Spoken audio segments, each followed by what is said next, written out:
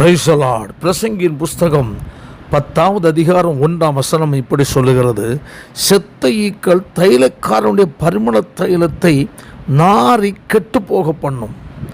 ஞானத்திலும் கனத்திலும் பெயர் பெற்றவனை சொற்பம் மதியினமும் அப்படியே செய்யும் என்று கர்த்தருடைய வேதம் சொல்லுகிறது.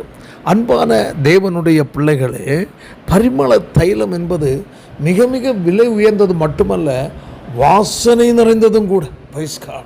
அதற்கு ஈடான வாசனை நிறைந்த எந்த ஒரு தைலமும் கிடையாது. அப்படிப்பட்ட விலை மதிக்க முடியாததும் வாசனை நிறைந்ததுமான இந்த தைலத்திற்கு பாதுகாவல் மிக மிக முக்கியம். காரணம் என்னவென்றால், செத்த ஈக்கள் சிலது அதில் விழுந்து விட்டால் அந்த தைலம், அந்த பரிமள தைலம் எதற்கும் உதவாது, கெட்டு நாறிப்போம் என்று சொல்லப்பட்டிருக்கிறது.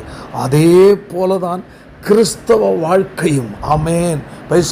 இயேசு சொன்னார், நீங்கள் எனக்கு சாட்சிகளாக இருக்கிறீர்கள் என்று இயேசு சீசரில் பார்த்து சொன்ன ஆண்டவர் நம்மையும் ஒரு சாட்சியாய், பூமிக்கு உப்பாக, இந்த உலகத்திற்கு வெளிச்சம் கொடுக்கிறவர்களாய் கர்த்தர் நம்மை வைத்திருக்கிறார்.